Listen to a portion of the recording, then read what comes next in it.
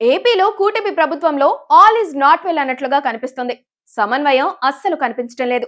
రాజకీయ పరంగానే కాదు, పాలన విషయంలోనూ అదే లోపం కనిపిస్తుంది. ముఖ్యంగా టీడీపీ జనసేన మధ్య కమ్యూనికేషన్ గ్యాప్ చాలా ఎక్కువగా ఉంది.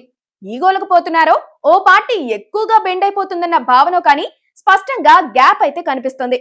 అత్యవసరంగా కూటమి పార్టీలు ఇప్పుడు తమ మధ్య కమ్యూనికేషన్ గ్యాప్ ఉండకుండా చూసుకొని పరిస్థితుల్ని చక్కబెట్టుకోవాల్సిన అవసరం అయితే క్లియర్ గా కనిపిస్తోంది. పవన్ కళ్యాణ్ హోంశాఖ విషయంలో జోక్యం చేసుకుంటున్నారన్న ఆరోపణలు కనిపిస్తున్నాయి. ఓ డీఎస్పీ స్థాయి అధికారి ఆయన నేరుగా ఎస్పీతో మాట్లాడితే తప్పలేదు. కావాలంటే ఆయన నేరుగా సీఎంతో మాట్లాడి ఆ అధికారి గురించి విచారణ చేయించి అక్కడి నుంచి బదిలీ చేయించవచ్చు. కానీ ఇదంతా బయటకు రావాల్సిన అవసరం లేదు.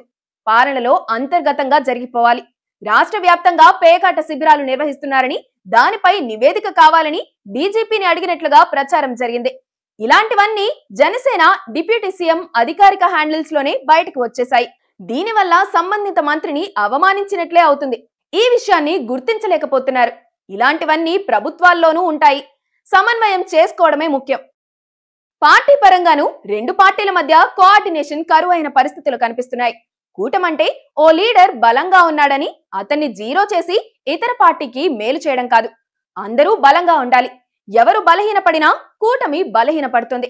అధికారం ఉంది కాబట్టి పదవుల కోసం, పనుల కోసం చాలా మంది కార్యకర్తల పేరుతో బ్లాక్ మెయిల్ చేస్తుంటారు. అలాంటి వాటిని పార్టీలు ఎప్పటికప్పుడు చెక్ పెట్టాలి. ఒక పార్టీపై మరో పార్టీ బ్లాక్ మెయిల్ కు పాల్పడితే విశ్వసనీయత తగ్గిపోతుంది. పై స్థాయిలో ఆత్మీయంగా ఉంటే సరిపోదు.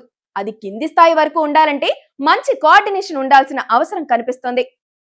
ప్రస్తుతం కూటమి పార్టీలు పూర్తిగా పాలనపైనే దృష్టి పెట్టాయి.